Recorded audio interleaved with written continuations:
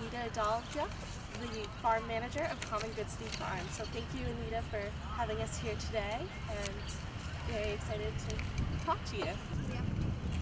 So, what is food insecurity?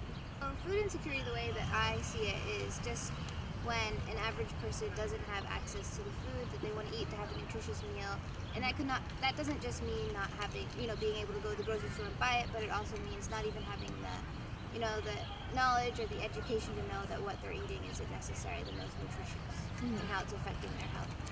And how big a problem is that in DC? Huge problem in DC. Just in this area alone, this is LaDroit Park, 1 in 5 individuals is considered overweight or obese. 1 in 10 is either already diagnosed with diabetes or on their way, and that includes children as well. The nearest grocery store in LaDroit Park is over a mile away. There's not really any access to affordable or healthy fresh food. The World Health Organization identified 3 different facets to food insecurity.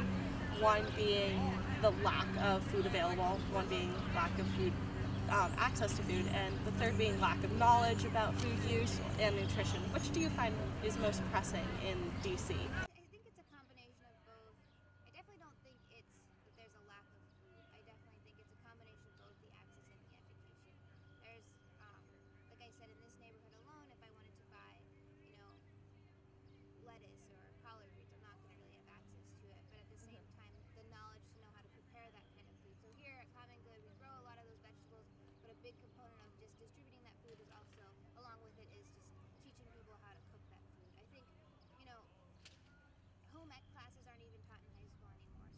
So, even our youth aren't learning how to cook their food. So there's, growing up in families where they're making boxed meals or microwave meals, there's just that missing component that just even having the food at your table, you're not going to even know how to prepare it.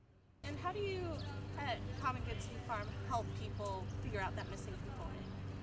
So we have a lot of different programs here at Common Good. Our main program works with low-income community members, and in exchange for their time on the farm, volunteering, learning how to grow food with us, we distribute up to 10 pounds of produce per family during the growing season. So there's that piece for food access. We're allowing people to have access to food. But then we also have an outdoor kitchen space with propane stoves. We do a lot of food demos. We prepare healthy meals and provide recipes that are easy to prepare at home.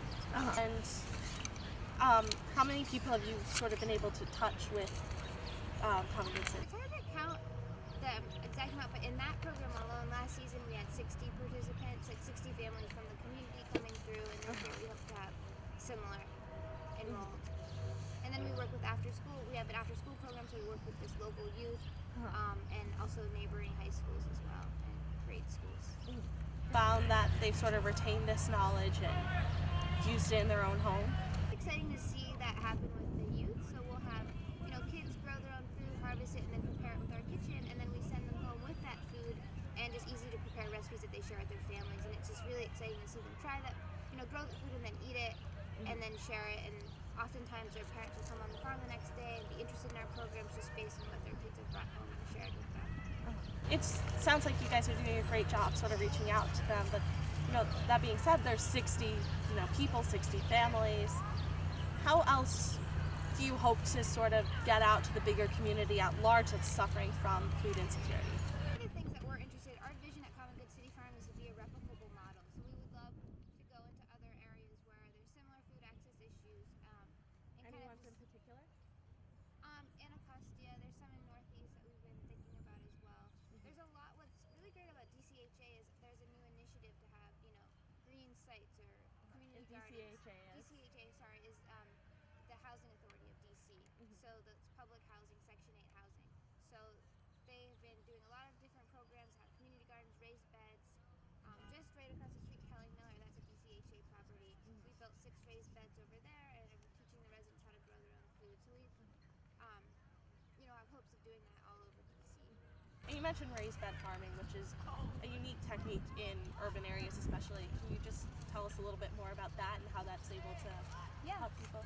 So one of the biggest issues farming in urban areas is soil contamination. We're lucky here at Common Good because this used to be a baseball field, so it was all clay, so we didn't have any issues with lead, arsenic, which is oftentimes found in old lots or in the cities. So a lot of the lots where people want to start growing food could be an old gas station, so that soil's you're not going to be able to grow right in the soil.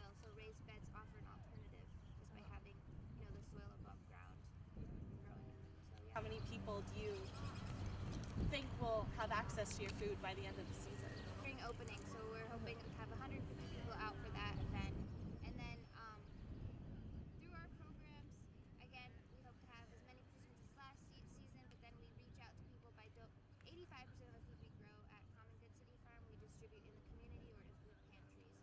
So last season we were able to grow over 6,000 pounds of food that we distributed. So we're hoping to, exceed that this year. And when you donate, 6,000 pounds, how many people does that reach? I would say last season we probably reached over 1,000 people. Wow. All in this area? Not just in this area, all over DC. Because when we donate to DC Central Kitchen, Bread for the City, Martha's Table, they're then distributed to people all over DC. That's great. Yeah. You said you did a lot of work with kids.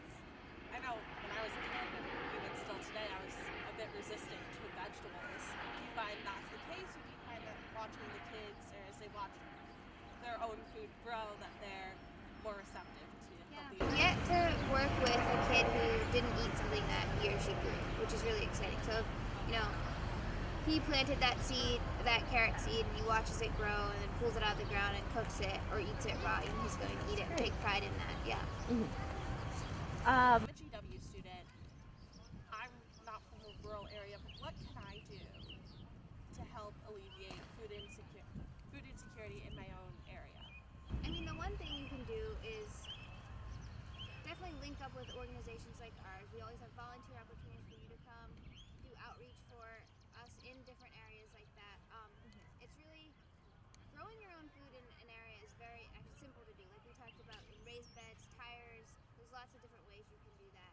And food insecurity is not just like having having access to food that you've grown or food that someone else has grown. It's also, especially in a university, it's like working with the cafeteria workers. Food insecurity could also be it affects every person in the food chain. So from the farmer to the food service worker. So I know at Howard University here, there was a big campaign to help the food workers get fair wages and fair labor treatment. So that's something as a university student that you could do to be helping with the whole food movement. GW too, where the Sodexo workers feel they're being treated unfairly by management.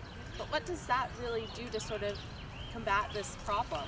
Food insecurity as a whole is just part of the entire food movement. So it's just people's relationship with food.